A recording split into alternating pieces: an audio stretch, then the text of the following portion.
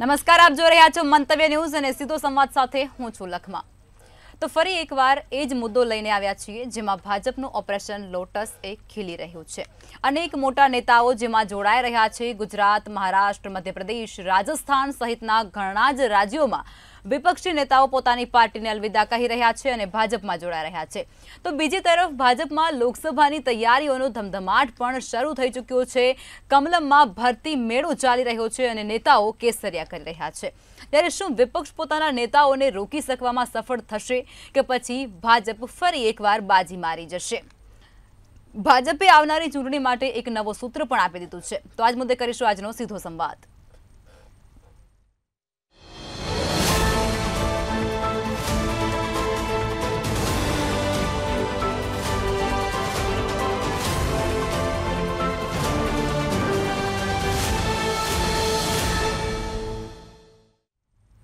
તો ચર્ચાની શરૂઆત કરીશું। ચર્ચામાં પ્રફુલ્લ સર જોડાયા છે, મંતવ્ય ન્યૂઝના એસોસિએટ એડિટર છે, અને વિજયભાઈ આહિર જોડાયા છે, જેઓ રાજકીય વિશ્લેષક છે। સર, આપ એ જણાવો કે 2024 પહેલા કોંગ્રેસ સહિત અન્ય પક્ષોના જે નેતાઓ છે તે ભાજપ તરફ આકર્ષાઈ રહ્યા છે અને કેસરીઓ ધારણ કરી રહ્યા છે।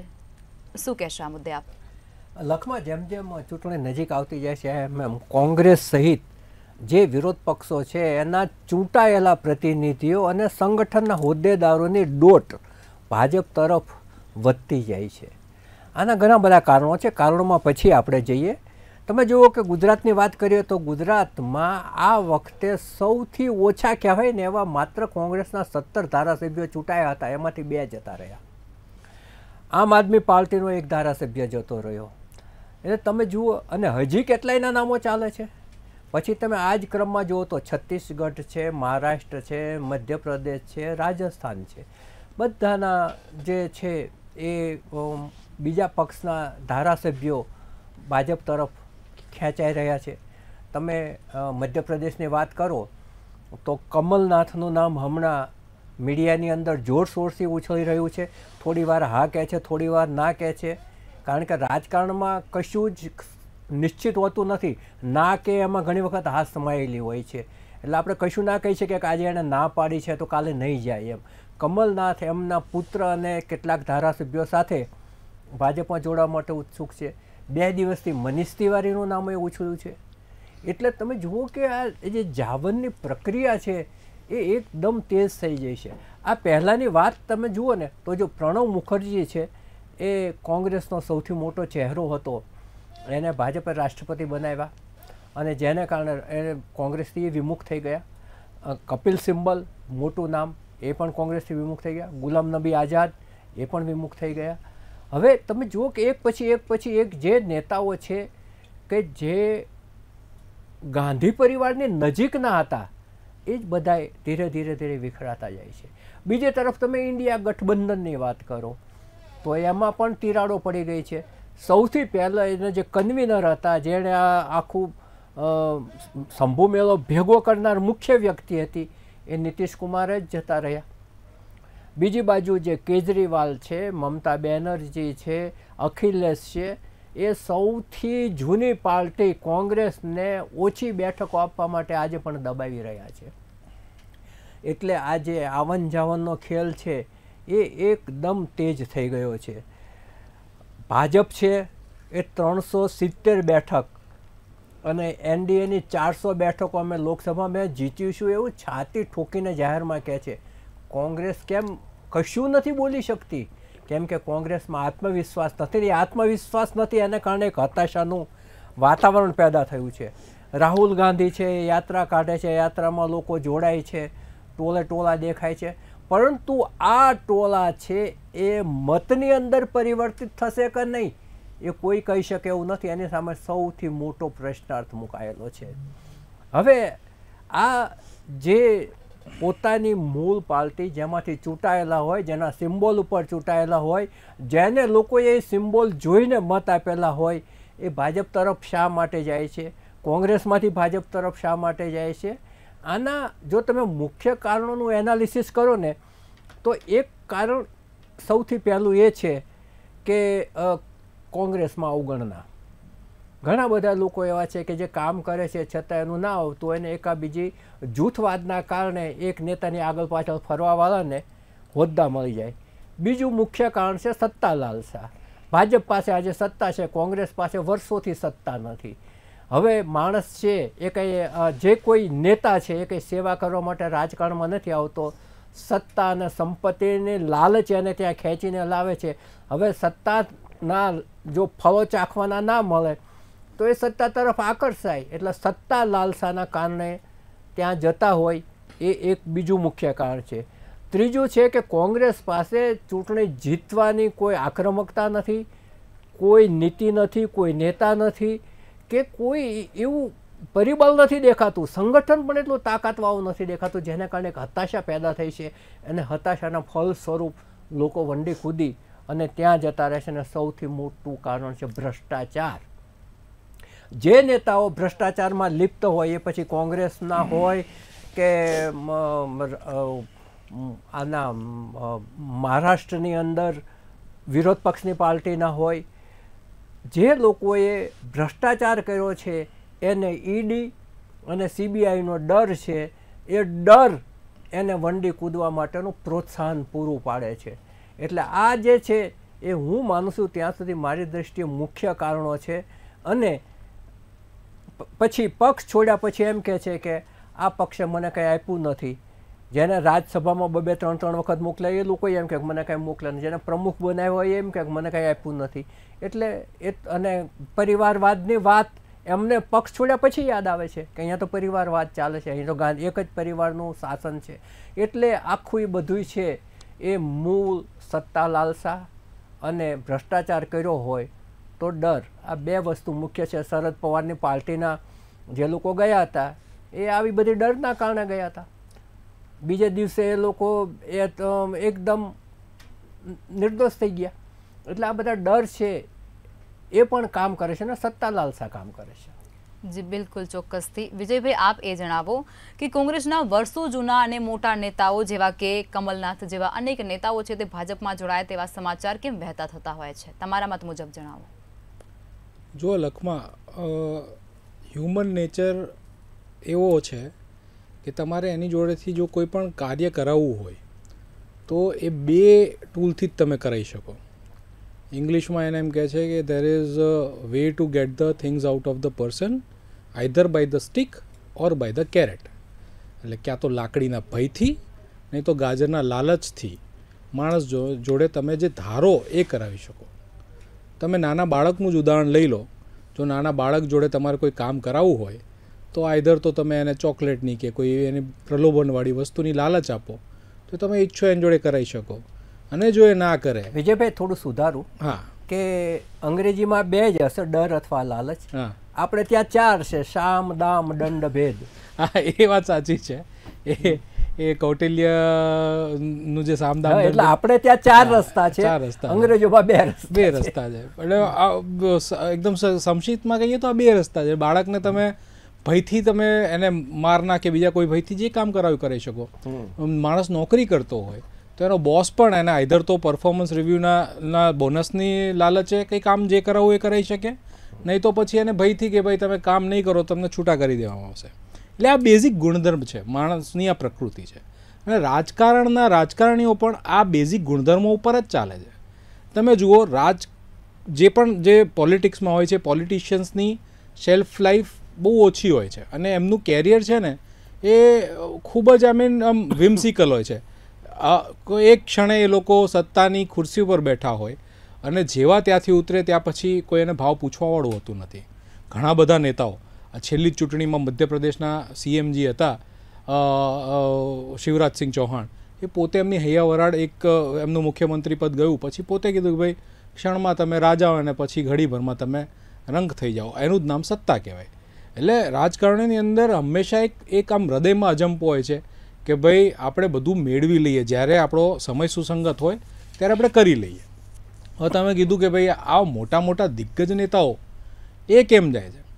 હવે લિસ્ટ તમે જોશો ને લખમાં તો ઓલમોસ્ટ 12 ફોર્મર સીએમ્સ કોંગ્રેસના બીજેપીમાં જોડાઈ ચૂક્યા છે. એમાંથી કેટલાય નામ જાણીતા તમને કહું, આ હેમંતા બિસ્વા શર્મા જે અત્યારે આસામના તત્કાલીન સીએમ છે, એ પણ પહેલાં કોંગ્રેસમાં હતા. અમરિન્દર સિંહ એ કોંગ્રેસમાં હતા. અત્યારે નામ સંભળાય છે કમલનાથજી, એ જોડાવાના છે. બિરેનસિંહ મણિપુરના, એ કોંગ્રેસમાં હતા. એવા તો કેટલું લિસ્ટ છે. એ બધા કેમ આવી રહ્યા છે? હવે એના મનમાં, એ લોકોના મનમાં આટલા ટાઈમ, કોંગ્રેસે એક ઇતિહાસમાં, ભારતના ઇતિહાસમાં આઝાદી પછી ખૂબ જ લાંબા સમય સુધી સત્તાથી એ અડગી થઈ નથી. અને હવે એવા ફેઝમાં છે કે લાંબા સમય સુધી એ સત્તાથી વિમુખ છે અને એમને કોઈ એવો આરો દેખાતો નથી કે નજીકના ભવિષ્યમાં એમને સત્તાનો સ્વાદ પાછો ચાખવામાં મળશે કે નહીં. એટલે કોઈ પણ રાજકારણી હોય, છેલ્લે તમે ભલે પ્રજાને કહેતા હોય કે ભાઈ અમે તો નિસ્વાર્થપણે કામ કરીએ છીએ, અમારું જીવન તો તમારી સેવા માટે સમર્પિત છે, પણ પહેલાં એ ખુદની સેવા કરશે, પછી એ આગળ વિચારશે. સત્તાથી વિમુખ રહેવું કોઈ પણ રાજકારણીને કોઈ હાલતે પોસાય એમ નથી. અને એના કારણે એ જોવે કે ભાઈ પાવર સેન્ટર્સ ક્યાં છે. કોંગ્રેસમાં મહેનત કરવાથી શું સત્તા આપણને નજીકના ભવિષ્યમાં પ્રાપ્ત થાય એમ છે? શું આપણે આપણું જે પોલિટિકલ ક્લાઉડ છે, આપણું પોતાનું સોસાયટીમાં ઇન્ફ્લુઅન્સ છે, કોંગ્રેસની જોડે રહીને નિભાવી શકીએ એમ છીએ કે નથી? આ બધા પ્રશ્નોનો જવાબ જ્યારે એમને નેગેટિવમાં મળે ત્યારે એ લોકો જોવે કે ભાઈ આ આપણને જે સત્તાના જે ફળો છે ક્યાં ચાખવા મળે એમ છે. અને એનો અત્યારે જે હાલ પૂરતો જે આન્સર છે એ બીજેપી છે. અને બીજેપીનો નજીકના ભવિષ્યમાં કોઈ ઓલ્ટરનેટ દેખાતો નથી. કારણ કે ત્યાં જે રીતનું અત્યારે એક કહેવાય ને સત્તાનો અશ્વમેઘ યજ્ઞ ચાલી રહ્યો છે. માનનીય વડાપ્રધાન મોદીજીના વડપણ હેઠળ બીજેપી અત્યારે એનો પોલિટિકલ સૂરજ ભર બપોરે એકદમ આમ તપતો એટલો પ્રજ્વલિત છે. ત્યાં બધાને દેખાય છે કે ભાઈ કોંગ્રેસ એમની સામે ટક્કરમાં ઊભી રહી શકે એમ છે જ નહીં. હવે એમાં શું આપણે એક એવા પોલિટિકલ ઓપોનન્ટ તરીકે બીજેપીની સામે ઊભા રહેવું અને એના પ્રહારો સહન કરતા રહેવા અને સામે આપણને એનું કોઈ પોલિટિકલ ફળ મળવાના કોઈ આશા ના દેખાતા હોય તો શું આ સંઘર્ષ ચાલુ રાખવો? પહેલાંના સમયમાં લોકો વગર ફળ પ્રાપ્તિએ કોઈ બીજી લાલસાએ પણ એક વિચારધારાને વરીને રહેતા હતા. એવા કેટલાય આપણે નેતાઓ જોયા છે જેમની પોલિટિકલ સફર ફક્ત વિચારધારા ઉપર હતી. પણ હવે લોકોને ઇન્સ્ટન્ટ ફળ જોઈએ છે. આપણે અત્યારે જે ઇન્સ્ટન્ટ બેનિફિટ ગેઇન કરવાનાની હોડના જીવનમાં જીવીએ છીએ ત્યાં લોકોને લાંબા સમય સુધી રાહ જોવી ગમતી નથી અને એમાં પોલિટિશિયન્સ પણ બાકાત નથી. એટલે હવે તમે જુઓ કે કમલનાથ જોડાય છે, અહીંયા પણ અમુક મોટા મોટા કોંગ્રેસના નેતાઓ CJ ચાવડાવાળા જોડાયા. વચ્ચે એક અફવા હતી, હવે સાચી છે કે ખોટી, અર્જુન મોઢવાડિયાજી જોડાવાના છે. એટલે આ બધા એક રીતે જોવા જાવ તો રાજકારણનું કામ છે કે રાજકારણ રમવું. હવે જ્યાં રાજકારણ સારી રીતે રમી શકે તે તરફ એ લોકોની હોડ રહેશે, એ તરફ એ લોકો જશે. પણ સાથે સાથે આમાં બીજેપીએ પણ વિચારવાનું આવે કે બીજેપી જે કહે છે કે ભાઈ કોંગ્રેસ મુક્ત ભારત, આ જે રીતે બધા કોંગ્રેસના ભૂતપૂર્વ નેતાઓ બીજેપીમાં જોડાઈ રહ્યા છે, હવે એવું થઈ ગયું છે કે આ કોંગ્રેસ યુક્ત બીજેપી થઈ રહી છે. એટલે આ પણ હવે જે લોકો 40-50 વર્ષ સુધી કોંગ્રેસમાં હતા હવે તમારી જોડે જોડાય છે, શું એના લીધે બીજેપીની વિચારધારા ક્યાંય ડાયલ્યુટ થશે કે કેમ? શું એવું થવાના ચાન્સીસ છે કે બીજેપીના કાર્યકર્તાઓ જે લોકોએ પોતાની જિંદગી બીજેપીને જે સ્તરે અત્યારે પહોંચી છે એ એમને તો પહોંચી નથી, એમણે ગ્રાઉન્ડમાંથી કામ કરીને બીજેપીને અત્યારે અહીંયા આ મુકામ ઉપર પહોંચાડી છે. વિજયભાઈ, હમણાં એક સ્ટેટમેન્ટ એવું આવ્યું કે ભાઈ ભાજપમાંથી ચૂંટાયેલા મંત્રીઓ કરતાં કોંગ્રેસનાથી આવેલા મંત્રીઓ પરફોર્મન્સ સારું છે. એટલે આ જો તમે સાહેબ એક વસ્તુ એમ થાય કે ભાઈ પછી જેણે પોતાની જિંદગી ન્યોછાવર કરી લીધી હોય પક્ષને બિલ્ટઅપ કરવા માટે અને એ જો આ સત્તાના ફળોથી થોડો ઘણો વંચિત થાય ને સામેથી જોવે કે લોકો કાલે ઉઠીને પક્ષમાં આવ્યા ને એમને અત્યારે તરત સત્તા મળી રહી છે તો ક્યાંક ને ક્યાંક એને પણ અસંતોષ આવે. હવે એ અસંતોષને કેવી રીતે બીજેપી ખાડે છે અને કેવી રીતે ન્યુટ્રલાઇઝ કરે છે એ જોવાનું રહ્યું. જી ચોક્કસથી. તો ચર્ચામાં ભારતીય જનતા પાર્ટીમાંથી શૈલેષભાઈ પરમાર પણ જોડાઈ ચૂક્યા છે. શૈલેષભાઈ, આપે જણાવો કે તમે એવું કહી રહ્યા છો કે ભારત એટલે કે વિશ્વની સૌથી મોટી પાર્ટી અત્યારે ભાજપ બની ચૂકી છે, તો પછી તમારી પાર્ટીને એવી રીતે શું ખામી અને ઉણપ હોય છે કે તમે કોંગ્રેસના બધા જ નેતાઓને આવરી લો છો? પ્રથમ તો પ્રતિષ્ઠિત મંતવ્ય ન્યૂઝના મારફતે મારે કહેવું છે કે ભારતીય જનતા પાર્ટી કોઈને આમંત્રણ આપી રહી નથી. કોંગ્રેસ તૂટી રહી છે એ સૌ કોઈ જાણે છે. કોંગ્રેસ નેસ્ત નાબૂદ થઈ રહી છે, કોંગ્રેસ ધરાશાય થઈ રહી છે, ધરાતલ ઉપર કોંગ્રેસનું ક્યાંય અસ્તિત્વ છે નહીં. અને કોંગ્રેસથી એમના કાર્યકર્તાઓ આગેવાનો બધા નારાજ છે. એ કદાચ કમલનાથની નારાજગી હોય, એ કદાચ નિકુલનાથની નારાજગી હોય, એ કદાચ તિવારીજીની નારાજગી હોય, નરહરી અમીનની નારાજગી હોય, એ કદાચ કુંવરજીભાઈ બાવળિયાની નારાજગી હોય, એ કદાચ જવાહરભાઈ ચાવડા હોય કે પ્રવીણ મારુ હોય કે આશાબેન પટેલ હોય કે છેલ્લે હમણાં જે અશ્વિનભાઈ કોટવાડા આવ્યા, એ તમામ લોકોની નારાજગી હોવાના કારણે કોંગ્રેસ તૂટી રહી છે. એ તમામને ખબર છે. અને ભારતીય જનતા પાર્ટી કોઈને આમંત્રણ આપતી નથી. જેને ભારતીય જનતા પાર્ટીની વિચારધારામાં જોડાવું છે એ આવે છે. જી બિલકુલ, ચોક્કસથી. પરંતુ એક તરફ એ વાત થઈ રહી છે કે તમારે કોંગ્રેસ મુક્ત છે તે ભારતને બનાવવું છે, પરંતુ ભાજપ જ હવે ક્યાંક કોંગ્રેસ યુક્ત બની ગઈ હોય એવું અહીં આખું ચિત્ર ઊભું થાય છે. શૈલેષભાઈ, ભારતીય જનતા પાર્ટી એ કાર્યકર્તાઓની પાર્ટી છે. કાર્યકર્તાઓની પાર્ટી હોવાના કારણે અમે ભારત માતાને પરમ વૈભવના શિખર ઉપર સ્થાન અપાવવા માટે મહેનત કરી રહ્યા છીએ. અને અત્યાર સુધી જો તો કેન્દ્ર અને સરકાર ડબલ એન્જિનની સરકારથી કામ કરી રહી છે. મોસાળે જમણ હોય અને મા પીરસથી હોય એ પ્રકારનો ઘાટ, એટલે કહેવાય કે સાતમ અને સોમવાર બંને સાથે થઈ ગયા છે એ પ્રકારનો ઘાટ. અને જે કહેવાય ને કે ઊંટનું મન માળવા તરફ જ હોય, એનું મોઢું માળવા તરફ જ હોય. નરેન્દ્રભાઈ મોદી ગુજરાતના છે એટલે એને કંઈ દેવાનું હોય તો વધારે એમને ગુજરાતને જ દેવાનું થાય છે. એ 4 કરોડ મકાનની યોજનાથી 4 કરોડ ગરીબોને મકાન આપવાની વાત હોય, 11 કરોડ જેટલા પરિવારોને નળ સે જળ આપવાની વાત હોય, 25 કરોડ જેટલા લોકોને 25 કરોડ જેટલા લોકો ગરીબી રેખામાંથી ઉપર આવ્યા છે અને આત્મનિર્ભર બન્યા છે. 50 કરોડ લોકોને જે જનધન ખાતું છે એ ખાતું ખોલ્યું છે. અને બેંક ક્યારેય ન જોયું હોય એવા 50 કરોડ લોકોની બેંક દેખાડવાનું કામ પણ આદરણીય નરેન્દ્રભાઈ મોદીની સરકારે કર્યું છે. 55 કરોડથી પણ વધારે લોકોને આયુષ્યમાન ભારતના મારફતે એમનું જે માનો કે બીમારી હોય એમાંથી સાજા કર્યા છે. કે ઘરમાં કોઈ બીમાર પડે અને 5-7 લાખનો ખર્ચો થાય ને તો ઘર ધોવાઈ જાય. એ માણસ તો હેરાન થાય જ જે બીમાર પડ્યો, પણ ઘર પણ ધોવાઈ જતું હતું. એ પરિસ્થિતિમાંથી બહાર લાવ્યા છે. 80 કરોડ લોકોને.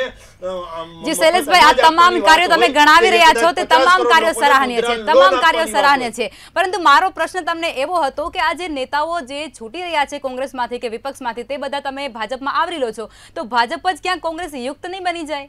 અરે ભારતીય જનતા પાર્ટીની વિચારધારા સાથે આવે છે. મેં ફરીથી કહું છું કે અમે કોઈને આમંત્રણ આપતા નથી. ભારતીય જનતા પાર્ટીની પંચનિષ્ઠા, ભારતીય જનતા પાર્ટીનું જે એકાત્મ માનવવાદ, પંડિત દીનદયાળજી અને શ્યામા પ્રસાદ મુખર્જીની જે વિચારધારા છે એમની સાથે કોણે જોડાવું છે. ચિંતન, મનન, બેઠક, પ્રવાસ, શિક્ષણ, પ્રશિક્ષણ, શોષિત, પીડિત, દલિત અને છેક આદિવાસીથી લઈ અને અંત્યોદય જે અંતિમ વ્યક્તિ છે ત્યાં સુધી વિકાસના ફળ પહોંચાડવા એ વિચારધારા, માત્ર સેવા જ કરવાની વિચારધારા જેનામાં છે એ લોકો ભારતીય જનતા પાર્ટી સાથે આવે છે. કોંગ્રેસ યુક્ત કે કોંગ્રેસ મુક્ત એ વાત નથી. કોંગ્રેસ મુક્ત ભારત જો કરવું હોય તો કોંગ્રેસ મુક્ત ગુજરાત કરવું પડે અને કોંગ્રેસ મુક્ત બધા રાજ્યો થાય એટલે કોંગ્રેસ મુક્ત ભારત થાય. અને ભારતીય જનતા પાર્ટીમાં જે આવે એ વિચારધારા સાથે જોડાય છે. એ કોંગ્રેસમાં હોય ત્યારે ભ્રષ્ટાચાર કર્યા હોય કે કોંગ્રેસ સાથે જોડાય અને એ પરિવારવાદ હોય, નક્સલવાદ હોય, માઓવાદ હોય, આતંકવાદ હોય, એ જૂથવાદ હોય, એ કોઈ પણ વાદ હોય, એ કદાચ ભાષાવાદ હોય, એ બધા વાદો છોડી અને માત્ર ને માત્ર ભારતીય જનતા પાર્ટીની વિચારધારા સાથે જોડાય છે. એટલા માટે અમારી સાથે આવવાથી એ અમારી વિચારધારા, અમે છે ને પાર્ટીથી જેને કે વ્યક્તિથી પર છીએ.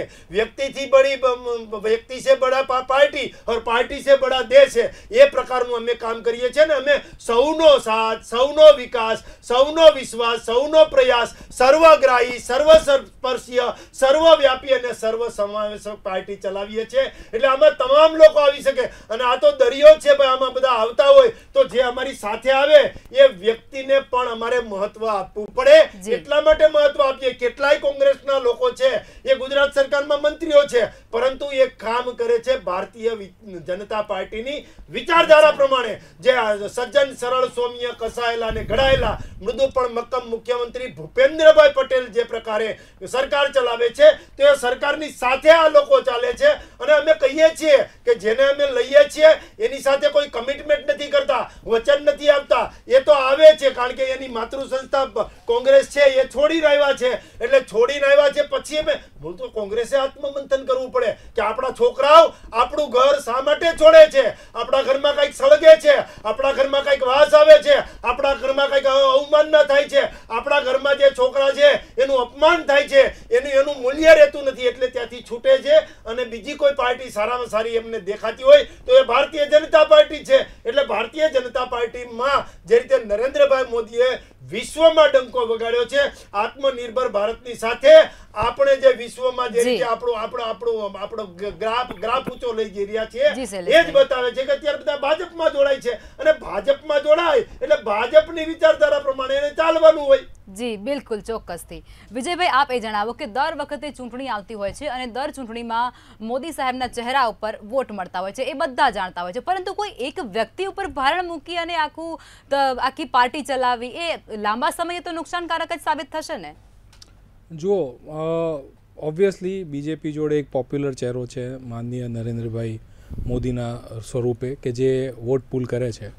પણ ફક્ત એવું નિવેદન આપવું કે નરેન્દ્રભાઈ મોદીને લીધે જ વોટ મળે છે એ પણ વ્યાજબી નથી. કારણ કે ભાજપ જે છે ને એ એક મશીનરીની જેમ કામ કરતું હોય છે. એના જે પોલિટિકલ કાર્યકર્તા હોય છે હંમેશા 24/7 365 ડેઝ પોલિટિકલ મોડમાં હોય છે. તમે ગુજરાતની ચૂંટણી લો, તમે જ્યારે વોટ આપવા તમારા બૂથ ઉપર ગયા હશો, તમે જોયું હશે ભાજપના કાર્યકર્તાઓનું બૂથ મેનેજમેન્ટ કેટલું સ્ટ્રોંગ હોય છે. તમારી સોસાયટીમાં આવીને તમને ત્યાં કેમ્પેન કરી જાય, તમને પેલી મતની સ્લીપો આપી જાય. સોસાયટી લેવલે એ લોકોના પ્રમુખ જે પન્ના પ્રમુખ હોય છે એ દરેક વોટરને ટચ કરતા હોય છે. એટલે એ લોકોનું ગ્રાઉન્ડ લેવલનું જે પોલિટિકલ મશીનરી છે એ એકદમ ઇમ્પેક્ટફુલ અને એફિશિયન્ટ મોડમાં કામ કરે છે. અને એના કારણે જ્યારે પોલિટિકલ પ્રચારમાં મોદીજી નીકળે છે એનું રિઝલ્ટ તમને ગ્રાઉન્ડ ઉપર દેખાય છે. જો કોઈપણ પોલિટિકલ નેતા જ્યારે કોઈપણ પોલિટિકલ ઇવેન્ટ કરે ત્યાં જેટલી બધી ભીડ તમને દેખાતી હોય એ બધી જ મતમાં કન્વર્ટ થઈ જશે એ એક આમ કહેવાય ને હાસ્યપાત્ર એઝમ્પશન છે. જો એવું થતું હોત તો તમે જુઓ રાહુલ ગાંધીજી જે અત્યારે ન્યાય યાત્રા લઈને નીકળે છે, થોડા સમય પહેલાં એમણે ભારત જોડો યાત્રા નીકાળી હતી, કેટલા લોકો જોડાયા હતા. એ જોતાં એવું લાગતું હતું કે ઓહો આટલી બધી પબ્લિક, એટલે તો યાર હવે કોંગ્રેસ પાછી they will come to the fore. અને પછી જુઓ જે 5 રાજ્યોની ચૂંટણી ગઈ, શું રિઝલ્ટ આવ્યા આપણે સૌએ દેખ્યા. એટલે પોલિટિકલ ચહેરો લોકોને લુભાવવા માટે, લોકોને પોતાનો મેસેજ આપવા માટે એક કેમ્પેનના ફેસ તરીકે યુઝ થઈ શકે. પણ મતમાં જ્યારે તમારે આ બધી એક જુવાળને કન્વર્ટ કરવો હોય તો તમારે ગ્રાઉન્ડ ઉપર કાર્યકર્તાઓની મશીનરી જોઈએ, જે ભાજપ જોડે છે, આ બાજુ નથી. અને અત્યારે જ્યારે મોટા કોંગ્રેસના નેતાઓ કોંગ્રેસને તિલાંજલિ આપીને ભાજપમાં જોડાઈ રહ્યા છે ત્યારે તમે જો કોઈ પણ નેતા હોય ને તો એક પોતાનું જૂથ લઈને ચાલતો હોય. નાનો તમારી સોસાયટીનો પણ એક ચેરમેન હોય ને તો એની પોતાની 5-10 માણસોની ટોળી હોય. તો જો MLA જતો હોય, ભૂતપૂર્વ CM જતો હોય કોંગ્રેસનો ભાજપમાં, તો વિચાર કરો એ પોતાની કેટલી મોટી કાર્યકર્તાઓની ફોજ જોડે લઈને જતો હશે. અને એક આવો મોટો ચહેરો જાય તો એનાથી જે કોંગ્રેસની તાકાત છે કેટલી ક્ષીણ થતી હોય એ આપ સર્વે જોઈ શકીએ છીએ. અને હવે હતાશા કેટલી બધી હદે આ લોકોના માઇન્ડ ઉપર પ્રિવેલ થઈ ગઈ છે. હમણાં હાલમાં જ આપણે લોકસભાનું એક સત્ર હતું, એમાં માનનીય મલ્લિકાર્જુન ખરગેજી બચારા બોલી ગયા કે ભાજપ 400 સીટ લાવવા જઈ રહી છે. અને પછી એમણે રિક્વેસ્ટ કરી સભાપતિજીને કે મારા વર્ડ્સ છે એ એક્સપંજ કરવામાં આવે. એટલે માનસિક રીતે હતાશા એટલી બધી હાવી થઈ ચૂકી છે કોંગ્રેસના મોટા નેતાઓ ઉપર પણ કે હવે એ લોકોને એમ થાય છે કે ભાઈ આ હતાશામાંથી બહાર આવવાનો એક જ રસ્તો છે અને રસ્તો જાય છે ભાજપ બાજુ. જી ચોક્કસથી, બિલકુલ. સર, ભાજપના નેતાઓ ચૂંટણીની જે આક્રમકતા દર્શાવી રહ્યા છે, તેઓ 400 બેઠકોનું જે આત્મવિશ્વાસ સાથે લડત માટે તૈયાર થઈ ચૂક્યા છે, તેવું કોંગ્રેસ છે તે કેમ નથી કરી શકતી? તે તો સૌથી જૂની પાર્ટી છે ને. લખમાં કોંગ્રેસ છે એ આત્મવિશ્વાસ ગુમાવી બેઠેલી છે. એની પાસે નેતા કે નીતિ પણ નથી. જેટલા અત્યારે એના નેતાઓ છે ને એ બધા ગાંધી પરિવારની નજીકના હતા માટે નેતા છે. એમની વિશિષ્ટ લોકો ઉપર કોઈ પકડ નથી, કોઈ માસ લીડર નથી.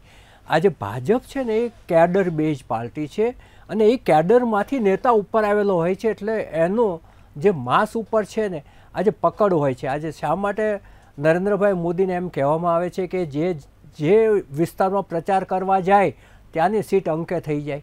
કેમ કે માસ લીડર છે, માસને અપીલ કરી શકે છે, માસના હૃદયને સ્પર્શ કરી શકે છે. એ જ્યારે બોલે છે ત્યારે એવી રીતે બોલે છે કે સાંભળનારના મગજને નહીં, એના હાર્ટને ટચ કરે છે, અને હાર્ટને ટચ કરે છે માટે એ એનો બની જાય છે. એ વિરોધનો માણસ હોય તો એમને સાંભળ્યા પછી એ એમને મત આપવા માટે એ પ્રેરિત થાય છે. જ્યારે કોંગ્રેસમાં શું થયું છે કે કોંગ્રેસ એની જૂની મૂડી જે છે એ વાપર્યા કરે છે કે અમારા આટલા મતદારો કમિટેડ છે, જૂની મૂડી વાપર્યા કરે છે, એમાં નવો ઉમેરો નથી કરતા, નવી કોઈ નીતિ નથી. લોકોના પ્રશ્નો લઈને રોડ ઉપર આવવાની કોઈ હિંમત નથી રહી કે ભાઈ અમારા પર કેસ થાય છે ને આ થાય છે તે થાય છે. તમે લડત કરવા નીકળો તો કેસ પણ થવાનો છે, પરંતુ નહીં, લોકોના પ્રશ્નો લઈને રોડ ઉપર આવતા બંધ થઈ ગયા છે. એટલે એને જે લોક સંપર્ક છે ને એ ધીરે ધીરે કટ ઓફ થતો જાય છે. બીજી બાજુ એક જૂથબંધીનો રાજરોગ, જેટલા નેતાઓ એટલા જૂથ, અને એ જૂથ અંદરો અંદર એકાબીજાના પગ ખેંચ્યા કરે. એટલે કોંગ્રેસ છે એ એનું એટલી બધી જૂની પાર્ટી છે ને એનું એટલું મોટું વજન થઈ ગયું છે કે એના વજનથી જે તૂટી રહી હોય એવું લાગ્યા કરે છે. બીજી બાજુ ભાજપ છે એ એક કેડર બેઝ અને શિસ્તબદ્ધ પાર્ટી છે. અને તમે જો ને ચૂંટણી જીતવા માટેનું મશીન એટલે ભાજપ, એવું જે કહેવાય છે મશીન તો નહીં કહેવું જોઈએ કારણ કે શબ્દ સારો નથી, પરંતુ ચૂંટણી જીતવાની જે ક્ષમતા ભાજપમાં છે એ બીજા કોઈ પક્ષ પાસે નથી. એની પાસે ચૂંટણીનું મેનેજમેન્ટ છે, મેન પાવર છે, સારામાં સારી એ લોકો પાસે થિંક બેંક છે, સારામાં સારું એ લોકોનું પ્રચાર તંત્ર છે. આજે તમે જો પ્રચાર તંત્ર આજે ભાજપ પાસે છે એવું કોઈના પાસે નથી. હવે જો આ બધી ચાર જે વસ્તુઓ છે જે મુખ્ય છે ચૂંટણી જીતવા માટેની, એ બધી જ એ લોકો પાસે છે. એટલે આજે ભાજપને હરાવવું એ મુશ્કેલ નહીં, વધુ પડતું થવા માંડ્યું છે. મુશ્કેલ જ નહીં, નામુમકિન જેવું સ્ટેજ આવવા માંડ્યું છે. એટલે બધા છે જેને લોકોને સત્તાની નજીક રહેવું છે એ બધા જ લોકો ત્યાં દોડવાના જ. એમાં બધા જ સારા છે ને બધા વિચારધારા માટે જાય છે એવું નથી. કેટલાક સત્તા લાલસાથી પણ જાય, અને ત્યાં ગયા પછી ભારતીય જનતા પાર્ટીના નેતાઓને આવડે છે કે આમને કેમ પલોટવા અને કેમ એની સત્તા લાલસાને, એમના પોતાના નેતાઓની સત્તા લાલસા નીચે લાવી દે છે. એના પારો નીચે આવતો આજે શિવરાજસિંહનો કેમ આટલા વર્ષો પછી એમને બીજો ઉપયોગ કરવો હશે, પણ એ જ મુખ્યમંત્રી બને એવું નહીં. એટલે ભાજપનું આખું જે ગણિત છે એ બહુ અલગ જ પ્રકારનું છે. અને રાજકારણની અંદર જે આટાપાટાની રમત છે, જે આખી સ્ટ્રેટેજી છે એ જબરજસ્ત છે. જી ચોક્કસ, બિલકુલ. વિજયભાઈ, શૈલેષભાઈ અને સર અમારી સાથે ચર્ચામાં જોડાયા તે બદલ ધન્યવાદ. તો ભાજપે આવનારી ચૂંટણી માટે એક નવો જ સૂત્ર આપ્યો છે કે અબ કી બાર 400 કી પાર. ત્યારે જે પ્રમાણે કોંગ્રેસના નેતાઓ ગુલાટીઓ મારી અને ભાજપમાં જોડાઈ રહ્યા છે તેના ઉપરથી એવું લાગે છે કે ભાજપના 400 પારનું જે લક્ષ્યાંક છે એ કોંગ્રેસ જ પૂરું કરી આપશે. અને સવાલો એ થાય છે કે હજી કોંગ્રેસ તૂટશે, અને જો હા તો પછી કોનો વારો છે, સાંસદોનો, ધારાસભ્યોનો કે પછી કાર્યકર્તાઓનો? તો આ સાથે ચર્ચાને સમાપ્ત કરીશું. નમસ્કાર.